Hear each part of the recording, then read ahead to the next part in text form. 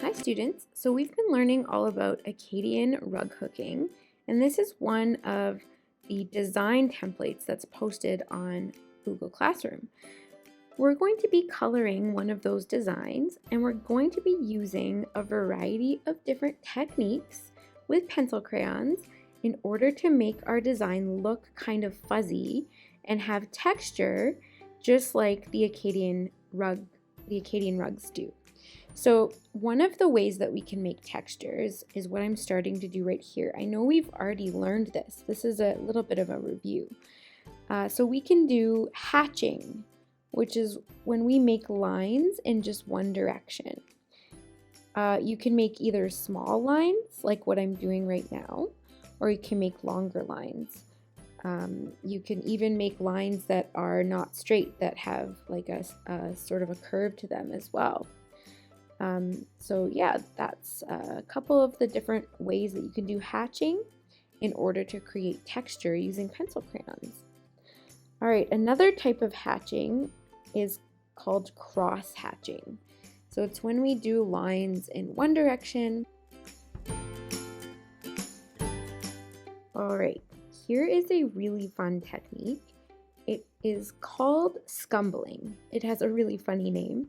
But basically what it is just kind of doing small scribbles. And you can make the scribbles closer together like what I'm doing here.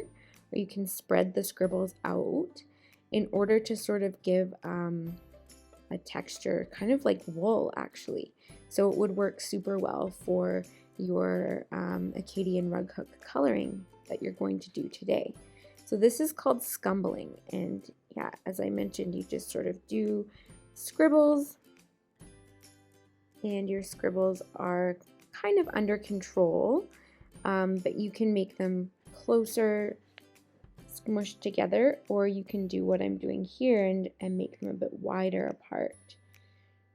So it's totally up to you. You can try both.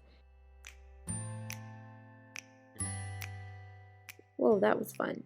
Okay, so another technique that's similar to the cross hatching technique is where we just use our pencil crayon to do strokes in one direction. So this is kind of similar to probably how you normally color, but I am just leaving some white spaces in between my strokes to give the illusion of texture. And another thing I can do is if I don't want to do strokes in just one direction, I can do strokes in random directions. And so this is sort of like Scrumbling, but it's just a little bit different. Feel free to think about a different technique that you could maybe invent, or a way that you could maybe combine these techniques while you're doing your coloring. So random strokes. Another thing you can do is normally when we're coloring, we use the point of our pencil crayon, but we're going to use the edge of our pencil crayon. So I'm kind of holding it on an angle, almost a horizontal angle, in line with my paper, and I am just moving it back and forth across the page. So this gives me sort of a similar texture to the single stroke one, but it's just a little bit softer and fuzzier kind of. So try that one out. And we've got one more, which I think we've tried this before when we did color mixing. So this is called stippling, or I think we could call it pointillism as well. So it is when we just do small dots of using our pencil crayon on the page. It gives sort of the illusion that something is kind of bumpy or has like little imprints in it. So you just basically take your pencil crayon and you tap it up and down on your paper.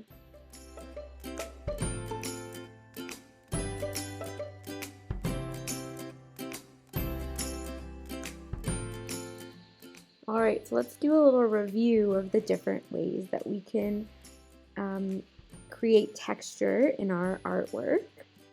All right, we've got hatching, we've got cross hatching, Scrumbling or scribble texture, back and forth strokes, random strokes. We've got the side of our pencil, and stippling where we're using little dots. All right, so now I've grabbed my printout and I'm gonna just go with my pencil crayons and I'm gonna try to use 3 or maybe more of those different techniques that I just demonstrated. Right now I'm doing some scribble texture. And I'm just going to color in my rug hook design and have some fun.